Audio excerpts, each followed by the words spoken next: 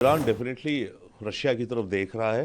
Iran ने Russia की एक तरह से तो मदद भी करी है, जो सुना जाता है उस शुरू यूक्रेन वॉर में ड्रोन्स दिए। ये इमीडिएट कोई रिवेंज तो नहीं है ना, बदला तो नहीं है। ईरान को इस समय कोई बदला लेना है। भारतीय प्रधानमंत्री मोदी जी ने जो बात करी है ईरानियन प्रेसिडेंट से, और इससे पहले हम इसराइल से भी करे हैं, उसमें हम बार बार यही दोहरा रहे हैं कि इस दुनिया में देशों को जीना होगा और दूसरों को जीने देना होगा। हम सबको सीखना होगा to learn to live and let live. खुद जियो, दूसरे को जीने दो। यही मैसेज, और कोएग्जिस्ट करो और डायलॉग करो। तो यही मैसेज प्राइम मिनिस्टर ने कल प्रेसिडेंट ईरान को दिया होगा।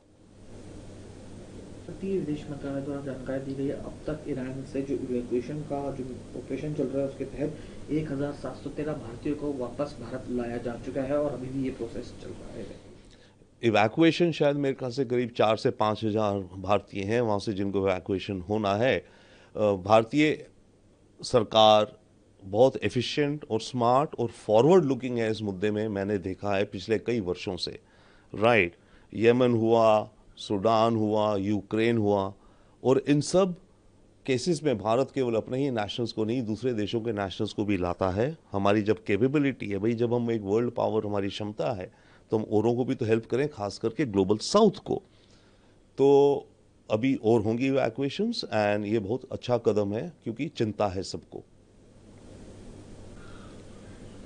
सर, अमेरिकन राष्ट्रपति की तरफ से एक स्ट्रॉन्ग स्टेटमेंट आया, उन्होंने मेक ईरान ग्रेट अगेन और ईरान की रिजीम की बात की कि उसे चेंज क्यों नहीं किया जा सकता। जी हाँ, जो डोनाल्ड ट्रंप कह रहे हैं ये बात तो बिल्कुल चर्चा में है, और चर्चा में ही नहीं, कार्यक्रम में भी है।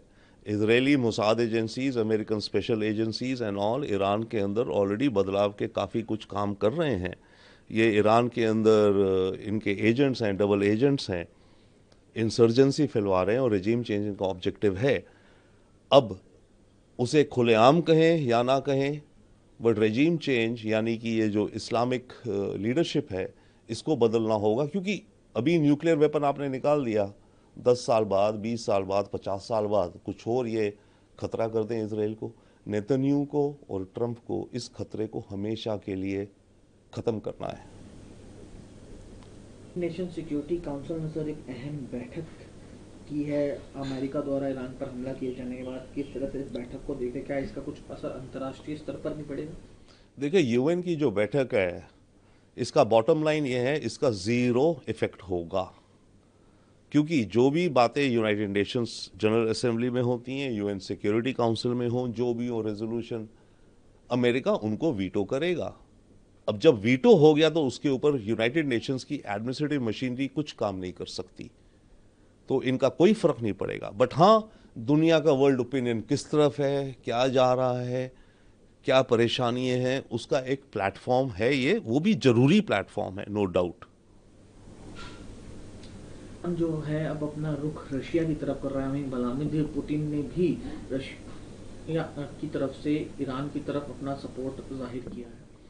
देखिए, ईरान डेफिनेटली रशिया की तरफ देख रहा है।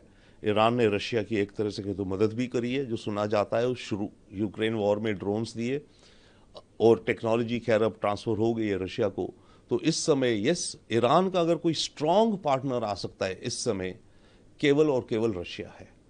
चाइना आएगा नहीं। चाइना अपने को दुनिया में एक स्टेट्समैन दिखाना चाहता है, और कोई और बड़ी शक्ति नहीं है ईरान के साथ, छोटी भी शक्ति नहीं है।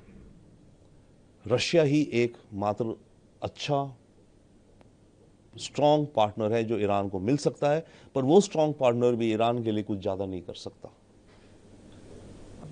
अमेरिका के द्वारा ईरान के परमाणु संस्थानों पर हमला किए जाने के बाद खबर ये आ रही है कि ईरान जो है स्ट्रेट ऑफ हॉर्मुज, जो एकमात्र रास्ता है समुद्र के जरिए ऑयल ट्रांसपोर्टेशन का, उसे ब्लॉक करने के ऊपर सोच रहा है।